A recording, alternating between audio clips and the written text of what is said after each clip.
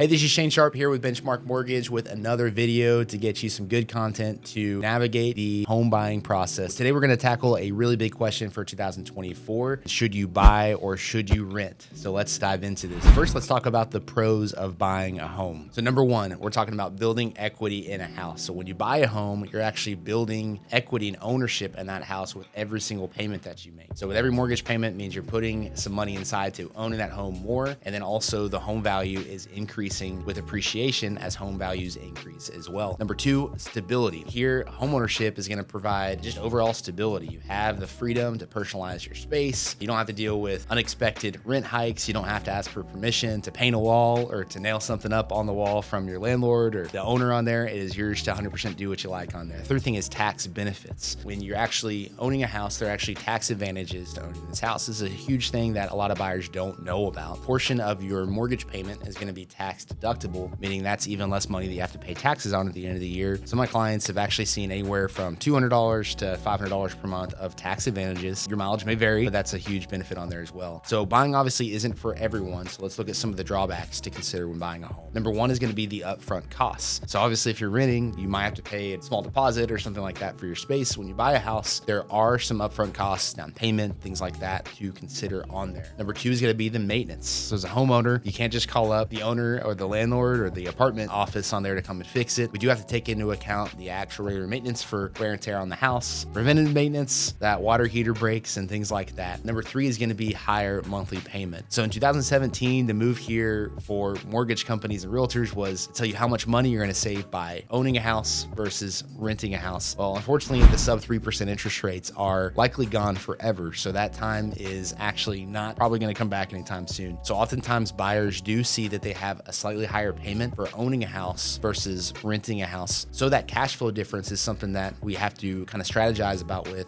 and advise you if that's a good option for your budget. Let's talk about the renting side. So as far as pros on renting, number one is going to be flexibility. So renting is going to offer some flexibility. If you need to move for a job, if you need to move for just more space or anything like that, and you find yourself moving often, if you're that guy that changes cars every 6 months and leasing works for you, maybe renting is a better option on there for you if you're hopping around jobs. Number two is going to be lower upfront costs. So oftentimes apartments and homes, they have very little to no deposit on those homes. So you're not talking about bringing $10 or $20 or $30,000 to get into a place. You're talking, maybe $1,000, right? Initially up front on there. The third one is going to be maintenance free. This is probably the number one benefit to renting is you're not having to worry about any. If your garbage disposal breaks, you just make a phone call and they do it. Sometimes it's in an hour, sometimes it's in a week, but as far as the actual cost of that, that's something that you don't have to worry about on there. So let's look at some of the downsides of renting. So number one is you don't have that equity. You're paying 100% interest every single month when you make that rental payment, and you're paying someone else's mortgage.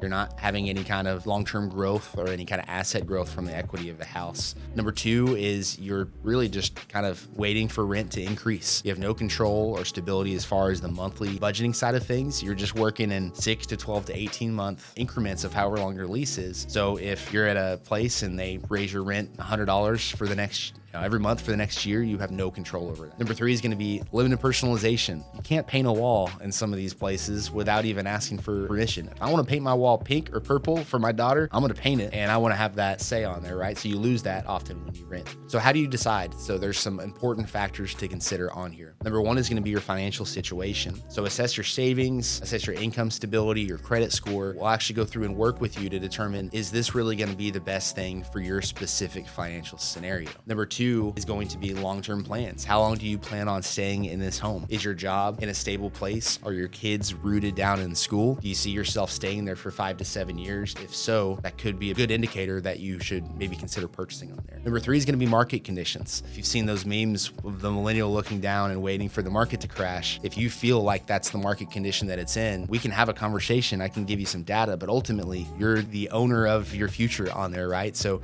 if you feel like the market is unstable, then obviously buying is not a good fit for you. Number 4 is going to be lifestyle preference. So you prefer the freedom of renting, or do you like the stability of owning? Do you want to have your own backyard for your kids and your dog to run around, or do you want to have zero maintenance and zero extra work on there for you to deal with on there? So as you can see, there's a lot of moving parts on here, and I see as my job is to help advise you through that process on there. So really the next step would be to grab some information from you. Let's set up a quick consultation to go through, get to know your specific scenario, because there is no one size fits all answer. That's what makes my job exciting on here.